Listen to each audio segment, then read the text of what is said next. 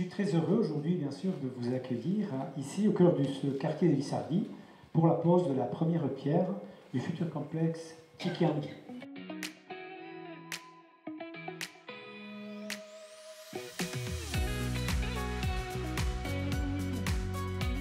Bon, c'était une EHPAD qui comptait 60 lits. Et donc en 2019, comme nous avons réinauguré un nouvel EHPAD de 72 lits, la question s'est posée du devenir de cet établissement.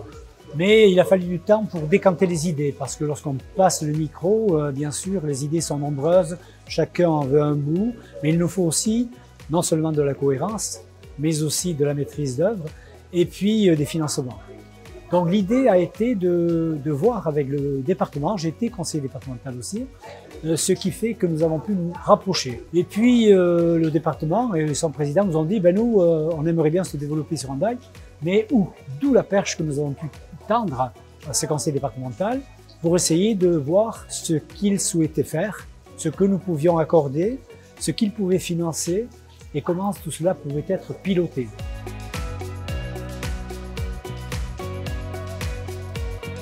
Donc tout simplement, le président du conseil départemental, moi-même d'un côté, nos conseils, je dirais, financiers, nos conseils techniques de la mairie, nos bureaux techniques de la mairie et les bureaux techniques et financiers du département se sont retrouvés autour d'un projet en disant, ben, pour la PMI et pour les services départementaux, je prends un plateau. Et puis nous avions ici en rez-de-chaussée, nous avions la petite en face, nous la maintenons en la réhabilitant. Et puis, à l'étage, nous allons avoir les adultes handicapés. Et puis, nous manquons aussi de locaux associatifs. Et ce sont ces locaux associatifs que nous allons pouvoir attribuer sur un plateau et demi, pratiquement, de ces bureaux ici.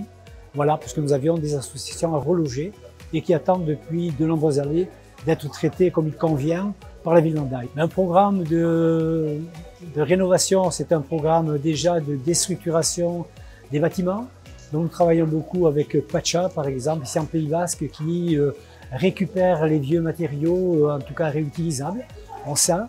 Alors, ce projet inclut bien sûr tout un programme de réhabilitation thermique, phonique, et donc tout cela, nous allons dans le sens de l'histoire et de la protection de l'environnement et de l'écologie, bien sûr. Et puis un regard sur des bâtiments modernes, bien insonorisés, avec un parc, bien sûr, qui gardera toujours sa nature, sur lequel nos jardiniers pourront s'exprimer, comme ils ont su le faire jusqu'à présent, auprès de l'ancienne maison de retraite ou de l'ancien centre de loisirs. Donc c'est grâce au partenariat avec les financements de l'État, la Banque des Territoires, qui interviennent pour 500 000 € dans ce projet-là, avec le partenariat du conseil départemental, de son président, avec la caisse d'allocation familiale, avec les communaux, le personnel communal, bien sûr nos services techniques, nos services financiers que nous avons pu imaginer, porter ce projet